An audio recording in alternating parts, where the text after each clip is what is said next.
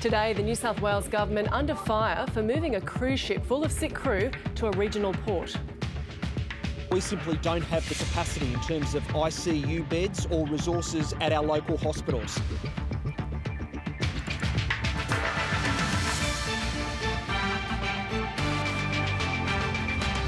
The government rejects calls for its new JobKeeper wage subsidy to be offered to more casual workers. British Prime Minister Boris Johnson is admitted to hospital 10 days after testing positive for coronavirus. And the US Surgeon General predicts a dark week ahead, telling Americans this is their Pearl Harbor moment.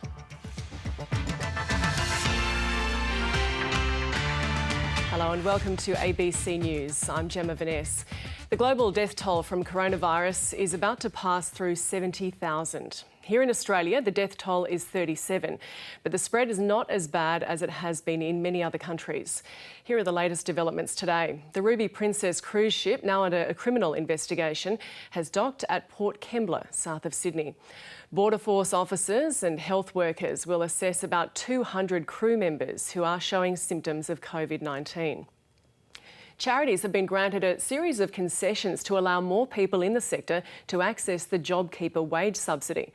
Charities will be now eligible if they lose 15% of their turnover instead of the original 50% benchmark. British Prime Minister Boris Johnson has been taken to hospital because he still has symptoms 10 days after testing positive. The Queen has addressed the Commonwealth on the pandemic, praising health workers and promising better days are ahead.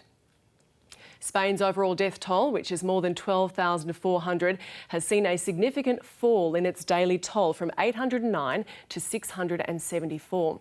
Italy, which has had more deaths than any country, has recorded its lowest daily toll in 2 weeks, 525 deaths, its lowest daily figure since the 19th of March. And in the United States, the numbers continue to climb. The country has recorded more than 300,000 cases and up to 9,400 deaths. Authorities in New York are calling for more healthcare resources to cope with the 16,000 COVID-19 patients swamping the city's hospitals. Well, as we heard, the Ruby Princess cruise ship has docked at Port Kembla, south of Sydney this morning, as it begins a 10-day stay to allow medical teams to assess the vessel. Reporter Ainsley Druitt-Smith joins us now. And Ainsley, what will medical staff be doing on board? Yeah, good afternoon, Gemma. Well, medical staff are monitoring the health of crew that are on board. There are more than 1,000 crew on board from 50 countries, but we know that around 200 of those have coronavirus symptoms. Those who have had more severe symptoms have already been removed from the ship, including 2 people who were removed in Sydney, where the ship was docked yesterday. Now, those patients are also being monitored for if their symptoms are to get worse. It's unclear at this stage whether or not they will be taken to Wollongong Hospital here in the Illawarra region if they are to fall more ill, or if they will in fact be taken to a Sydney hospital. But at this stage they are self-isolating on the ship, as are the rest of us here in New South Wales, albeit in slightly more confined spaces. And the ship has docked south of Sydney, but local lawmakers aren't happy with its arrival.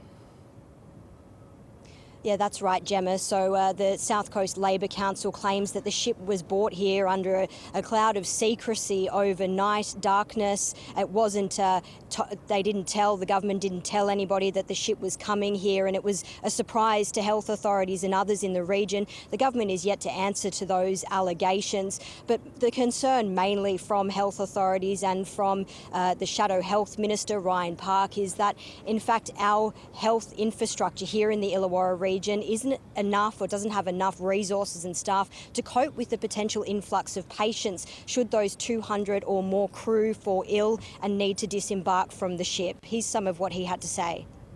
We simply don't have the capacity in terms of ICU beds or resources at our local hospitals. Why would anyone think it's smart to move a cruise ship with hundreds of people sick away from where the major hospitals are in Sydney? It's appalling, and it's all about out of sight, out of mind for this government. And Ainsley, what more do we know about this criminal inquiry that police have opened into the ship's earlier docking in Sydney? Yeah, well, the New South Wales Police Commissioner has launched a criminal investigation into the ship and its owners and crew on board. They claim that there was potentially a secrecy around the number of passengers and crew on board the ship that were displaying symptoms of coronavirus. So homicide detectives have been brought in as part of this investigation to determine just what happened in those days before the ship docked in Sydney around 2 weeks ago. We know that more than 2,000 passengers disembarked, and it's now the largest source of coronavirus infections in Australia, with hundreds, around 600 that have been infected. And as we know, unfortunately, 11 people who were passengers on that ship have now died. So we will expect to hear in the coming days how that investigation is progressing. Reporter Ainsley Druitt-Smith joining us there from Port Kembla in New South Wales. Thank you. The government has ruled out allowing more casual workers to access its JobKeeper wage subsidy. Unions and Labor are calling on the government to expand the scheme ahead of Parliament returning on Wednesday to debate the legislation. For more, political reporter Noor Haider joins us from Parliament House. And Noor, the Attorney-General Christian Porter has today rejected calls by the opposition. What's he had to say? Well, the Attorney-General Christian Porter is also the Industrial Relations Minister, and he has shut down calls to expand the government's $130 billion wage subsidy scheme, saying a line has to be drawn somewhere. As it currently stands, 6 million Australians will receive $1,500 a fortnight over the next 6 months. Politicians will be heading back to Canberra on Wednesday to debate this legislation. Now, Labor says it won't be standing in the way of this bill, but it has raised two key concerns. The first is around changes to the Fair Work Act. Now, the government says changes are necessary to make this scheme fair, but Labor says changes should instead be done through the Fair Work Commission. Labor wants the Fair Work Commission to look at individual awards and agreements. The government says that simply is untenable given the time pressures it faces. In addition to this, Labor and the unions have been calling for the criteria around casuals to be expanded. Labor says some 1 million casuals will miss out under the current definition of casuals. The government at this stage wants casuals to be in the same position for 12 months in order for them to be eligible for this JobKeeper payment. And Christian Porter today said that won't be changing. There always has to be a line drawn around how you define something.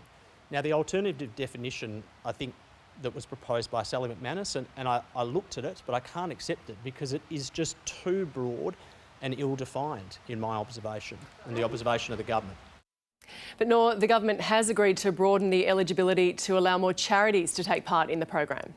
Well, that's right. There are 57,000 charities in Australia, and like businesses, they have employees, and like businesses, they are facing financial pressures because of the coronavirus crisis. After negotiations with some of the major charities last night, the Treasurer Josh Frydenberg announced that the government would be changing the criteria for charities to partake in this JobKeeper scheme.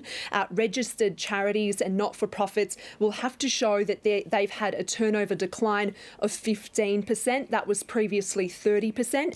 For all other businesses, that 30% threshold remains, except if a business has a turnover of more than $1 billion. In that case, they'll have to show that their revenue has declined by 50%. Noor Haider at Parliament House, thank you.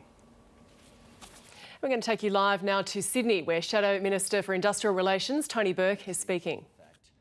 That the person who's doing the job for pocket money gets a full wage subsidy to $1,500 a fortnight, and the person who's trying to support a household gets told Centrelink's their only option. It just doesn't add up. So yeah, that's the response. Why is Centrelink going to Centrelink such a problem besides the wage subsidy? I mean, you're getting a support payment either way. What's the major concern here? Oh, there are two things that change. One is the amount is a different rate, but the bigger concern, and it's hard to think what will be a bigger concern than the rate, but I'll tell you there is one, and it's this: you lose the connection to the employer. The reason Labor argued for a wage subsidy is because we want people to keep their connection to the employer during the crisis, not only because it's better for them now, but it also means on the other side, then the Australian economy will be able to kick back into gear more quickly, and those people who've been on a wage subsidy, the relationships there with the employer, they can get straight back to work. In previous downturns, many people, when they've lost a relationship with the employer, many people never return to work again. We don't want that to happen.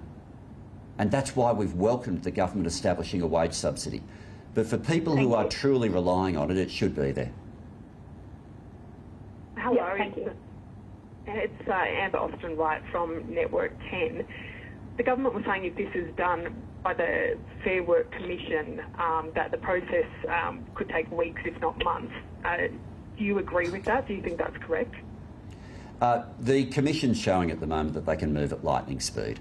And, for a whole lot of most awards, this is a really simple, fast change. The only reason we've been arguing the Commission needs to have a role is because every award and employment arrangement is different. And as a result of that, there is a high chance that a legislative change will have unintended consequences. So that's what I've argued the whole way through this. It's the government that's been wanting to set up this all or nothing fight. I saw this bizarre comment that Christian Porter made today in his media conference, where he ridiculed Labor for not accepting what was in the draft of the amendment. Well, we haven't been provided the draft of the amendment. The draft legislation we were given, we've got all the information as to what would happen with Treasury, and the section for the Fair Work Act has a heading and then a blank page. Now, it's fine if they're still working on it. The reason they're still working on it is because it is really complicated. So we've simply put forward the Commission because it's able to tailor everything to the different sorts of workplaces. But for Christian Porter to then extend it and claim that Labor wants to delay or Labor wants to oppose, he's trying to manufacture some high-stakes fight which simply isn't there. And I just think it's irresponsible to be scaring people at a time when, for the vast majority of workers, the wage subsidy will be there, and the group that's in play at the moment, principally, are more than 1 million casuals, and he's pushing this issue as a distraction from that. Jen from 7 here. Is there any circumstance, any at all, that will force Labor to vote against it on Wednesday? Oh, nothing that I can imagine. Absolutely nothing that I can imagine. Let's not forget the order of this. We called for a wage subsidy. They said they didn't want one. We kept demanding it. Eventually they said, OK, there'll be a wage subsidy, and we have welcomed that. The discussion since then is simply how can we make it as effective as possible. And we're not going. No, we'll vote for it. No, of course, we're not going to let the perfect be the enemy of the good. But we're not going to also, in the public argument and the debate between now and when this goes through, stop advocating for 1 million people who the government wants to leave behind. We want them included as well. We're arguing for that. We're advocating for that. Yesterday, the government gave them some hope. This morning, the government, for reasons I don't understand, has done an about-face. They really should be looking at this situation for casuals who are relying on this income. Shadow Minister for Industrial Relations, Tony Burke there. And we have some breaking news now. 2 more Victorians have died from coronavirus, bringing the state's death toll to 10. Health Minister Jenny Mikakos tweeted the news a short time ago. A man in his 50s died in hospital and a woman in her 80s died at home, she said. There have been 23 new cases overnight, meaning there are now 1,158 people in Victoria with the virus. And we will be speaking to our analyst Casey Briggs shortly for more on this breaking news. The Northern Territory is rolling out a new stimulus package to help support locals impacted by coronavirus. Rick Hind joins us now from Darwin. And Rick, talk us through what's becoming available for NT residents today. Well, Gemma, from 9 o'clock this morning, people had access to a home improvement scheme worth $30 million. And they are allowed to spend $2,000 of their own money, and they get $6,000 from the government as a voucher if they do so. At first, that was a pretty broad-ranging scheme, but over the weekend, the government had a look at the sums and realised that maybe everyone was going to get solar panels, so they've separated that out. You'll need to improve your driveway, get a new gate, paint your house, put in a new bathroom in order to get that money.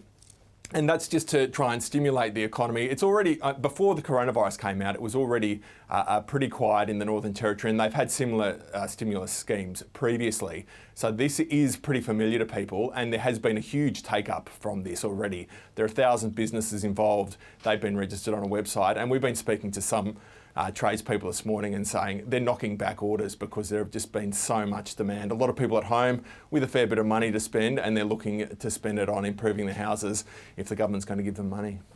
And what's the latest on coronavirus cases in the Territory?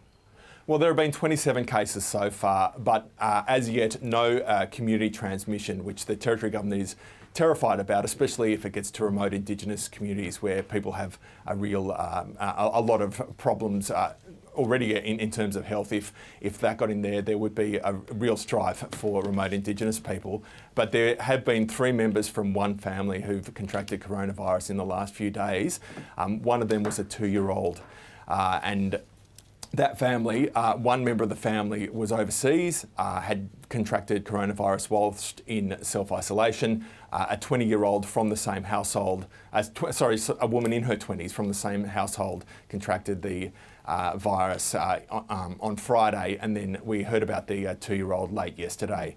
Now, they're connected to a school in Darwin. The authorities are saying that people shouldn't worry about transmission because they've been in self-isolation for so long and weren't symptomatic when they were still interacting with other people. So the Territory doesn't have the same weight of cases as others, but they're just hoping against hope that there's no community transmission in the top end. Rick Hind reporting from Darwin. Tasmania has 4 new confirmed cases of coronavirus, bringing the state's total to 86. Of the new cases, 3 are female, 1 male, and 1 has links to the Ruby Princess. 40 of those are in the south, 24 are in the north, 19 are in the northwest, and the three represent people who lived interstate but were diagnosed in Tasmania. There were 4 new diagnoses on Sunday, 1 person associated with the Ruby Princess, and 1 person who was a contact of a known case. We don't believe there are any additional community exposures arising from those cases, and those people were aged from their 40s to their 70s. We now have 5 cases of corona infection associated with the Northwest Regional Hospital. There were 2 cases diagnosed on Friday, 1 case diagnosed on Saturday, and 2 cases on Sunday, and they had onset between the 30th of March and the 4th of April. 4 of those cases are healthcare workers at the hospital. 1 of those cases is a patient. Well, finance news now. Here's Sue Lannon. And Sue, Caltex are shutting down their only oil refinery in Australia. Yeah, we're seeing more and more companies shutting down their operations temporarily because of the spread of the coronavirus and also because of government restrictions and the economic shutdown. So they're bringing forward the maintenance of the Lytton refinery in Brisbane. So that will start from next month and it will be shut down for some time. One of the big reason, though, is because there's been a big drop-off in demand for oil globally, and Caltex, in fact, expecting demand for jet fuel, which is one of the products it refines, to drop by 80 to 90% from the same time last year, and that is because we've had the travel ban for Australians. Qantas and Virgin are basically grounded. They're still operating a few domestic flights, but they're not flying internationally. And also, Gemma, fewer people are going to petrol stations because of all the restrictions. Of course, there are restrictions now in all states on when you can go out, or why you are going out. You have to have a reason, like going to work, or you're going to education, you're going to the supermarket, you're stocking up on essential supplies. So Caltex saying they have seen petrol retailing go down by about 30 to 50%. That's significant. And how are the markets doing in all of this? Well, it's a good day on the market today. Everything is higher, and that is despite an impasse in relation to the trade war between Saudi Arabia and Russia. Their meeting has been delayed to Thursday. So ASX 200 up 132 points, or 2.7%. It's in the green across the board. Tech and healthcare doing the best. Looking at Asian markets now. Now, they are also mixed, actually. The New Zealand market is weaker. The Nikkei in Japan is higher, and we're waiting for the Hang Seng and the Shanghai market in China to open. Now, we did see another fall on Wall Street, but it wasn't as bad as it could have been. That is because the unemployment rate jumped in March in the US. It soared from 3.5% in February to 4.4% in March. 700,000 people losing their jobs. And looking at commodities, spot gold is higher. Now, oil prices did jump on Friday, but they've weakened today because of that impasse over the price of oil. And let's check out commodities now. The Australian dollar is having a good day, buying around 60.2 US cents. Now, many Australians are working from home because of the coronavirus, but Australia's telecommunication systems are being stretched to the limit, with Wi-Fi crashing sometimes and the telephone system congested. For more, I'm joined now by the head of tech firm Cisco in Australia. Ken Bowl is the head of Cisco for Australia and New Zealand. He joins us by Skype from Melbourne. Thanks for joining us, Ken. So how is Cisco dealing with working from home? Now, I just saw some figures that globally you've held 3.2 meetings, and that in the first 11 business days of March. Well, thanks, Sue. Yeah, it's been busy for us at Cisco, but across the entire industry, the IT industry, helping to enable the world's largest ever work from home exercise. There was actually 324 million participants on our platform in March last month. But essentially, Sue, we've been providing secure connectivity, bringing that office network into everybody's home. But then we've also been enabling us to have meetings, do virtual learning, but also provide telehealth services for the healthcare providers.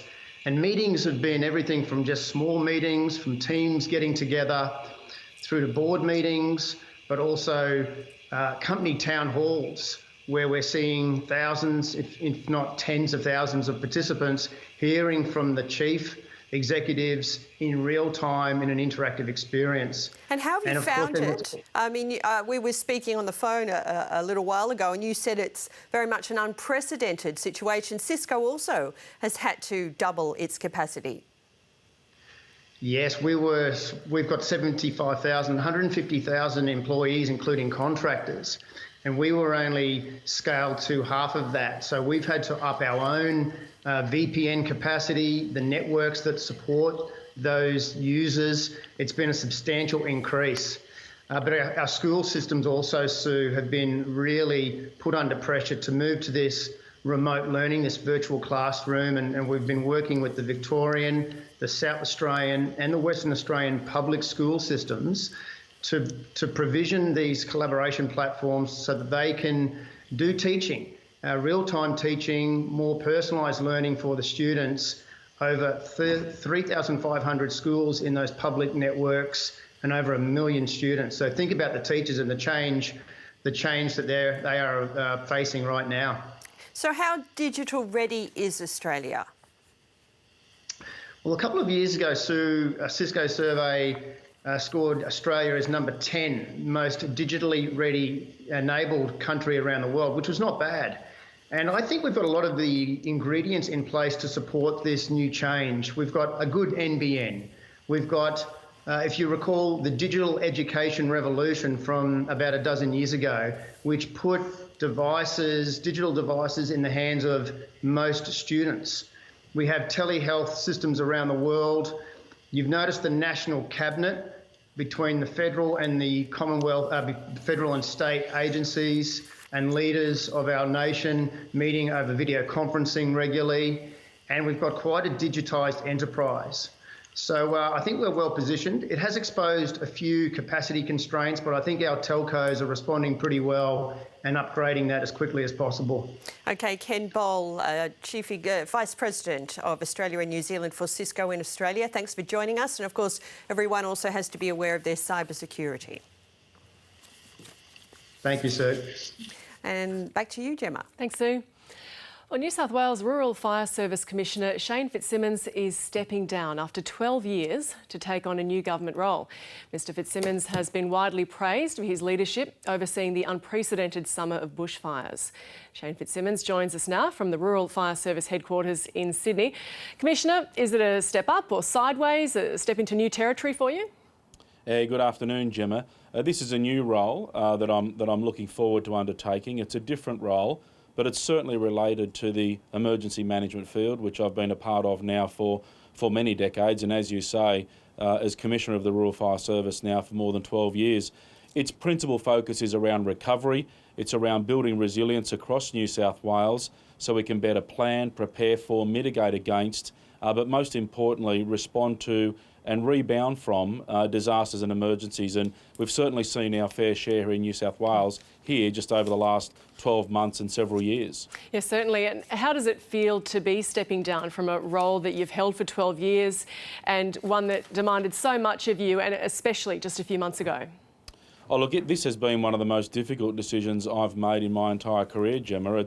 I've been a part of this organisation now as both a volunteer and as a salaried member for over 35 years and Commissioner now for more than 12 years.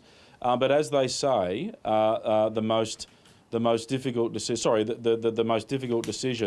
the most personal decisions, but the important ones are often the most difficult. And I've certainly found that in the last little while, but I'm pleased with the decision.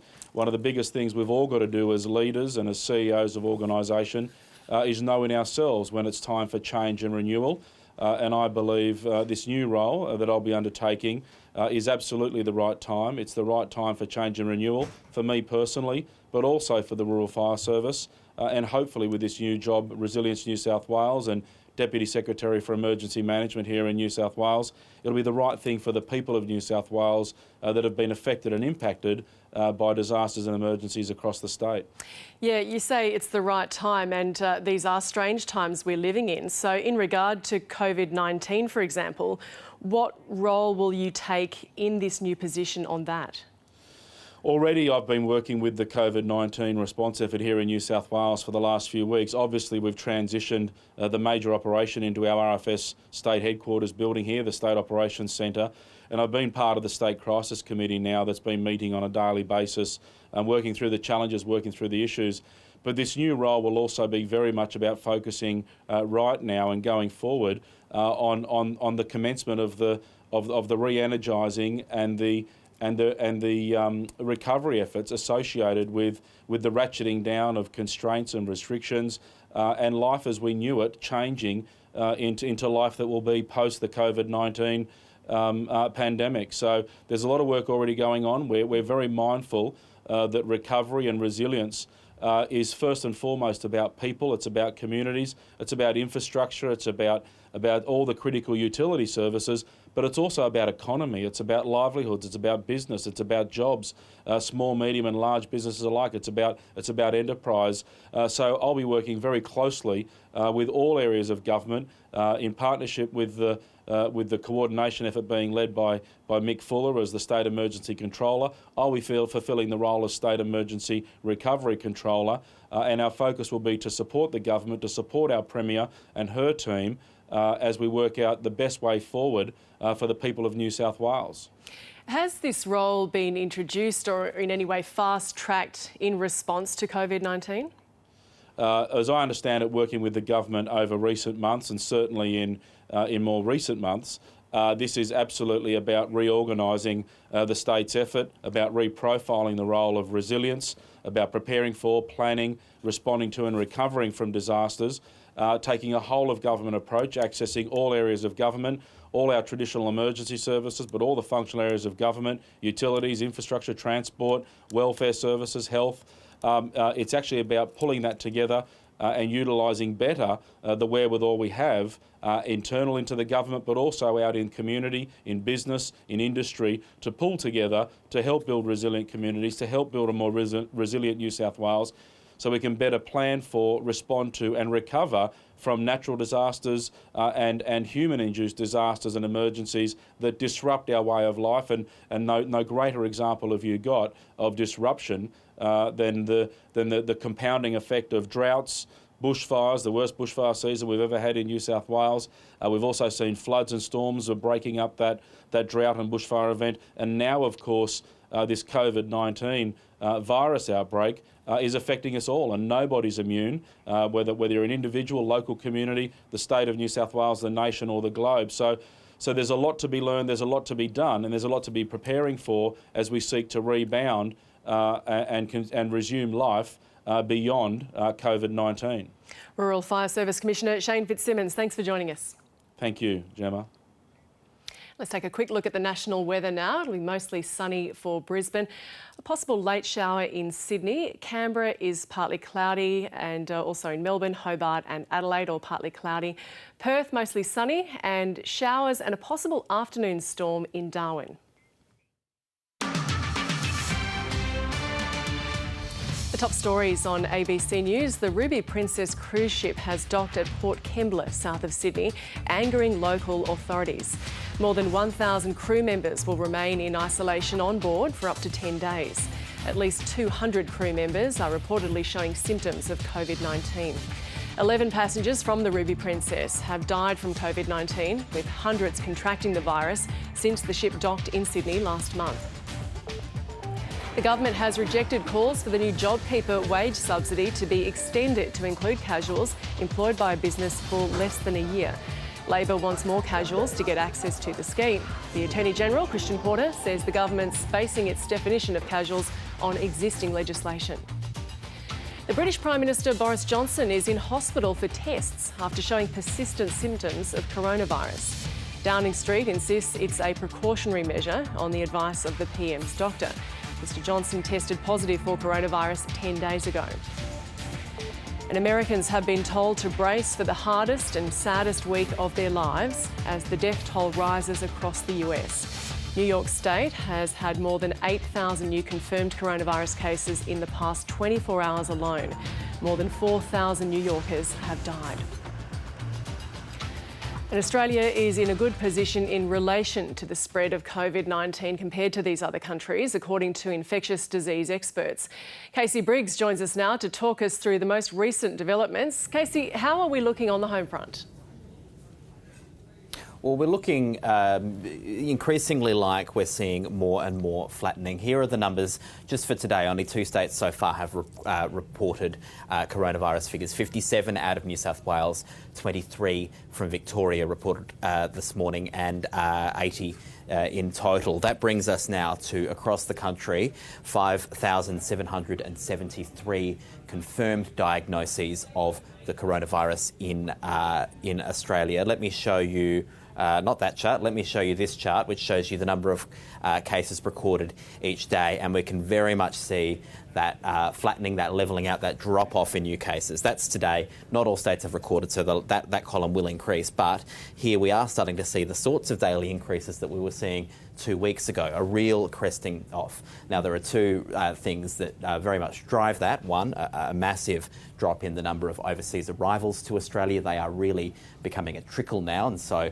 those being the primary, the single biggest source of infections in Australia, a drop-off, you'd expect to see a drop-off in cases. But the other thing worth keeping an eye on is the amount of testing going on, and there's also been a drop-off in that in the last 3, 4, 5 days, where we were testing as many as 8,000 people a day just in New South Wales. We're now down to about 3,000. So we are seeing a drop there. We know that the number of tests that are done is correlated in some way to the number of cases that you find, and so that would be part of what's driving it. We're still looking to see, is there some hidden local transmission that we don't yet know about, but very much a continuation of the last week today.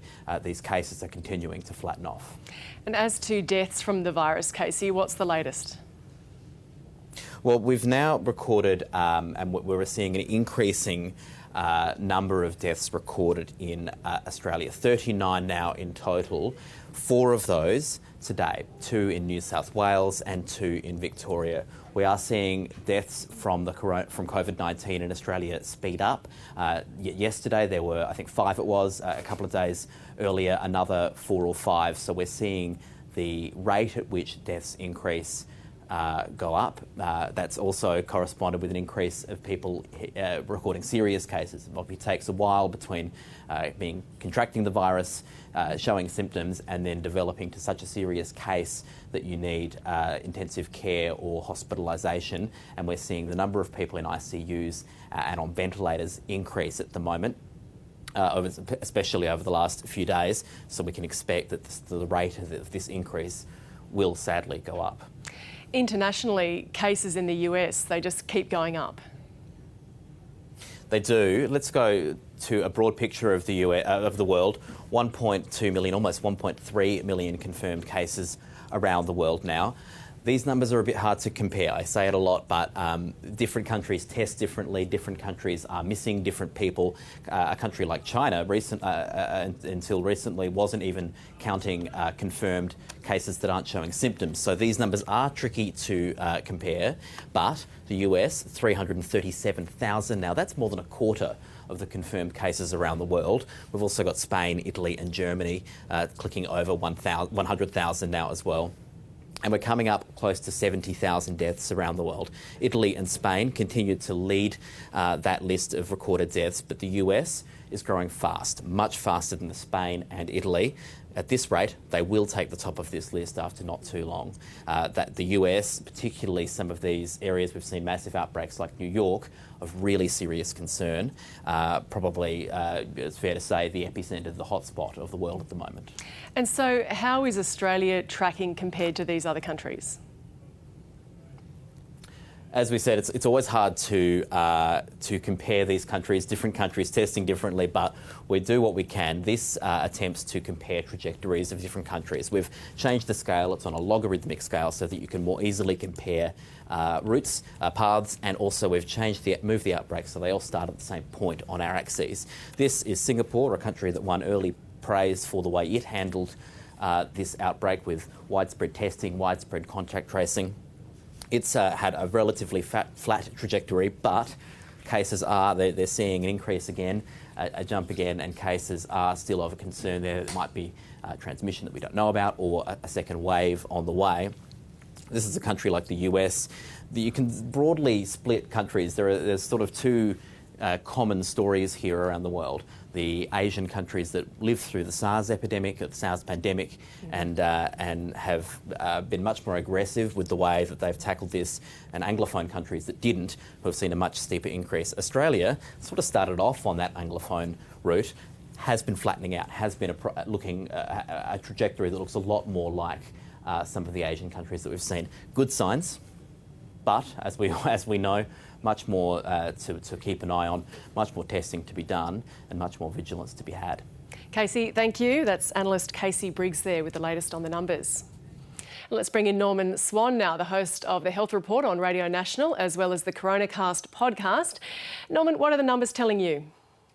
Well, pretty much what Casey was saying there. But if you look at it's great news, and it'd be churlish not to admit that. I mean, it's fantastic. It's exactly what we've all been aiming for. It means Australians have been doing the job that's been asked of them, and it's not an easy one to be socially isolated. But if you look underneath the findings that Casey was talking about, the reason why we're coming off and flattening is that overseas cases have dropped dramatically. So they're really coming off, even notwithstanding the cruise ship problems that we've had. They're starting to flow through the system, and overseas cases are dropping dramatically. And they're tugging down that line and flattening that curve.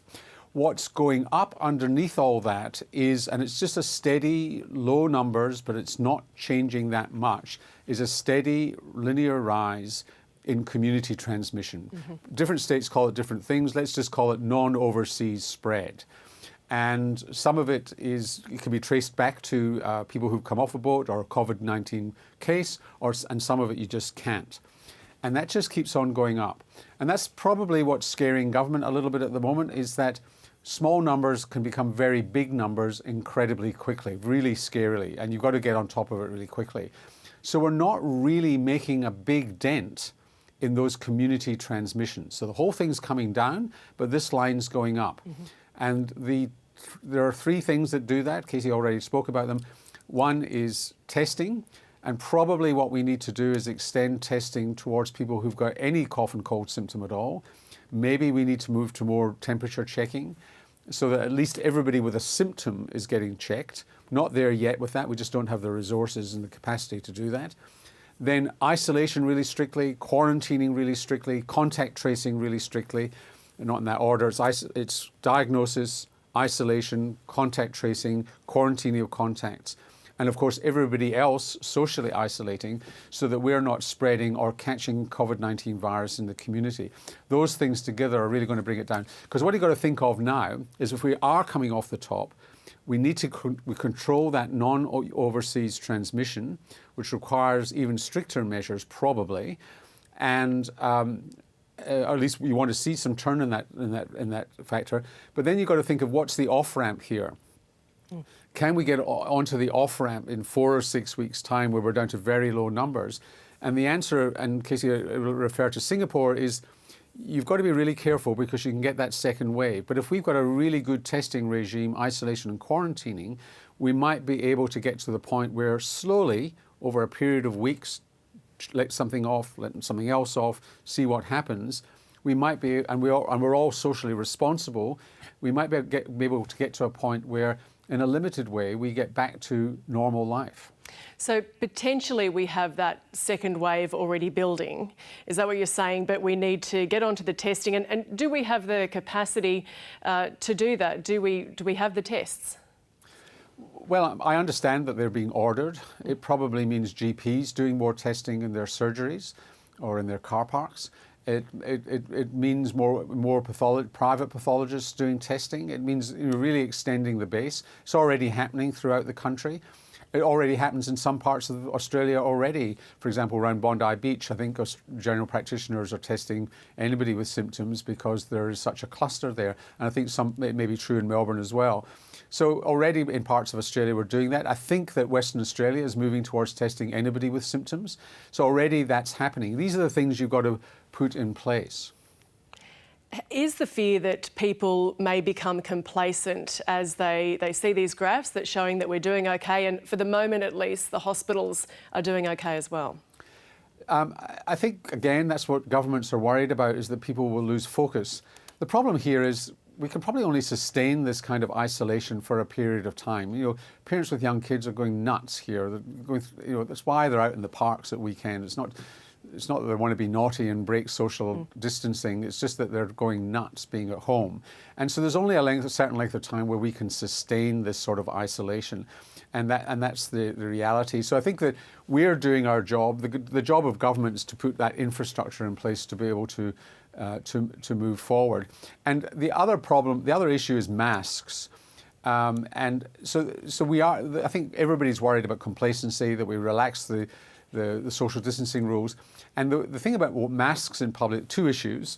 One is that, yeah, if there were an unlimited number of surgical masks, it probably would make a difference wearing them in public because it would stop the asymptomatic people spreading it to others.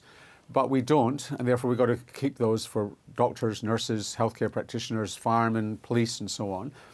And then, well, what about cloth masks? Well, cloth masks may or may not work, depends what you wear over your mouth, probably don't work that well, but they probably have a risk attached to them, which is that we lose our fear of social distancing, becoming socially close, and we become lax. So if you like, we get a sense of impregnability just by wearing a scarf over our mouth, which is not deserved. And so as to the proper manufactured face masks, will they have more of a role to play in the general community at such a time when our measures are being lessened, when businesses are getting back online and serving food, for example? I think we'll get to a point where we do what's been happening in Asia for decades, which is that if you've got symptoms of a cough or a cold, you wear a mask and you wear it in public. I think we'll get to that point, and it's got to be a proper mask, not just a scarf over your mouth. And I think that if we really get to the point where we think there are a lot of people in the community with asymptomatic COVID-19, then we may need to use masks much more widely. But we simply don't have enough masks at the moment for doctors, dentists, nurses, and people with coughs and colds who want to protect themselves at the moment. We've got to get to that point where we've got plenty of them before we think of the general public. In America, they're suggesting wearing cloth masks. Fine. depending on what you wear and how thick it is, and also that you don't forget about social distancing. Indeed. Dr. Norman Swan, host of the Health Report on Radio National, as well as the Coronacast podcast. Thanks for joining us. You're welcome, Gemma. British Prime Minister Boris Johnson is in hospital with persistent symptoms. The PM tested positive 10 days ago to COVID-19. Europe correspondent Bridget Brennan joins us now for more on this. And Bridget, what has Downing Street had to say about the admission? Well, Gemma, clearly Boris Johnson's condition has worsened in the 10 days since he first announced that he'd tested positive for COVID-19. Overnight, Downing Street said he'd been taken to an undisclosed London hospital as a precaution for further tests, possibly for things like chest x-rays or further blood tests to see where he's at. When we last heard from him, when he posted a message to Twitter, he said he was still suffering from a temperature and it was necessary for him to continue to self-isolate. We know that his partner, Fitzsimmons, also said that she was suffering from symptoms and she'd been in bed for a week. She's also pregnant with the couple's first child. They've been separated. And Boris Johnson has been continuing to chair meetings, although there was some suggestion that he was feeling quite unwell even when those meetings were underway. The last time we saw him in public was when he was out for that round of applause around the nation for health workers. So we'll be waiting for an update from Downing Street. For now, Downing Street says he is still in charge of the government, although for the immediate future, Dominic Raab, the Foreign Secretary, will chair those crucial meetings on where the UK's response is at in terms of all these COVID-19 cases it's dealing with. Nearly 5,000 deaths have been recorded and 47,000 cases. And the Queen has delivered a rare speech for Britons. She has, and it was also directed to the Commonwealth, Gemma, and it was designed to reassure people at this time of crisis, and it really is an indication of just how serious this is becoming, because the Queen rarely gives these kinds of addresses. We see an annual address from her at Christmas time, but this was recorded at Windsor Castle, where she's been self-isolating with Prince Philip.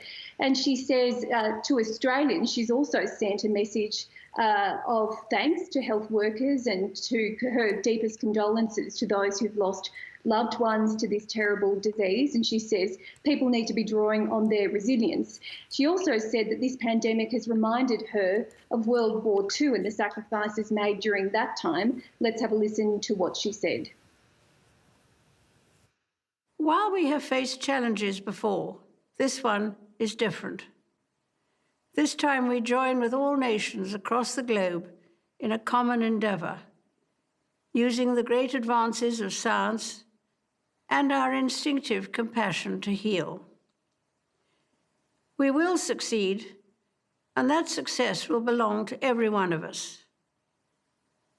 We should take comfort that while we may have more still to endure, better days will return. We will be with our friends again. We will be with our families again. We will meet again. Bridget, what measures are officials in the UK taking to combat coronavirus? Well, as hospitals start to become overwhelmed in London, we've heard that some UK hospitals have told people not to come to emergency departments. That's in a rare cases. Just some hospitals around London already starting to say that they're becoming overwhelmed. There's a massive lockdown underway, 66 million people being asked to stay at home, to stay lives. But this has been a real U-turn. Just 3 weeks ago, the government was considering a different strategy, and some of its advisors were toying with the idea of isolating the vulnerable but letting the rest of the population continue life as normal. We know that they were told by modellers at Imperial College that that was a dangerous strategy to pursue, and up to 260,000 deaths could be recorded. So now they're saying that this lockdown will last many months, as it will in Australia, and up to 5,000 deaths. The UK government has said that if it gets under 20,000 deaths in this pandemic, that will be seen as a success. So this is just how serious it's become in the UK, and health workers are also struggling to get tested, Gemma. Europe correspondent Bridget Brennan, thank you. Americans are being warned to prepare for a week of coronavirus-related deaths on the scale of Pearl Harbor and the September 11th attacks. US health officials say the coming days of the pandemic could be the toughest in living memory. More than 9,500 of America's 330,000 coronavirus patients have died, many in New York. North America correspondent James Glenday reports.